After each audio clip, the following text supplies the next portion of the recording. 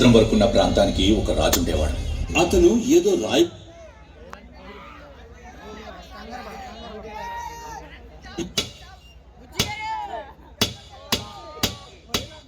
తూర్పు దిక్కున కొండలతో మొదలై పడమర సముద్రం వరకున్న ప్రాంతానికి ఒక రాజు ఉండేవాడు.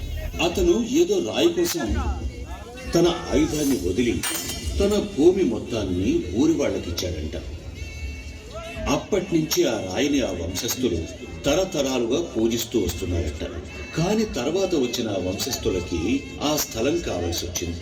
కానీ వాళ్ళు ఇచ్చిన దాన్ని తీసేసుకోకుండా దేవుణ్ణి ప్రశ్నించారంట. అప్పుడు ఆ దేవుడు కాదు దేవుడి వేషం వేసింది. ఎవరైనా స్థలం జోలికి వస్తే రక్తం కక్కుకొని చస్తారు అన్నాడు.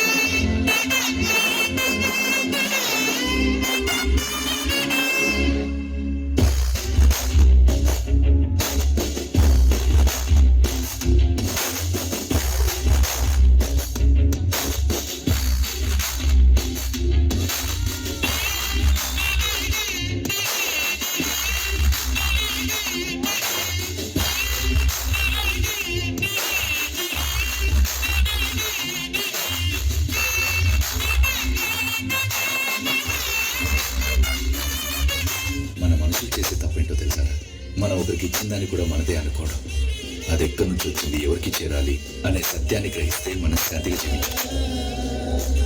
బాంబే నుంచి ఇక్కడికి పొలం చూడడానికి రాలేదు, భూమిని వెనక్కి తీసుకోవడానికి వచ్చాను.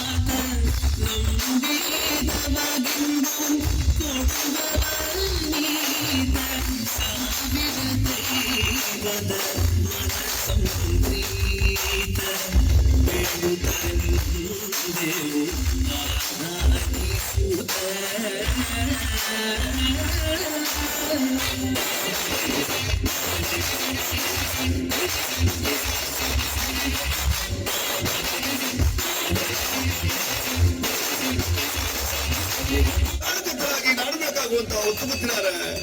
ನನ್ನ ರಾಜಸ್ಥಾನದಲ್ಲಿ ಕೇಳುವಂತ ವಾಡಿಕೆ ಕೇಳುವಂತ ಪ್ರಶ್ನೆ ಆದರೂ ಉಳಿದಿದೆ ಗೊತ್ತಿದ್ದಾರೆ అనుకుంది. ప్రస్తుతానికి నేను అడగటానికి ఏమీ లేదు.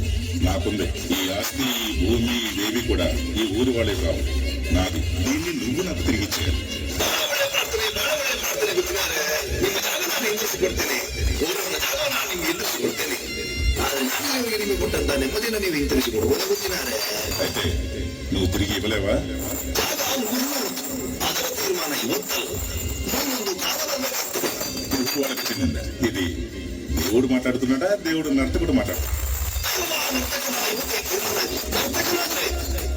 ನಾನು ನಿಮಗೆ ಸಿಗುವ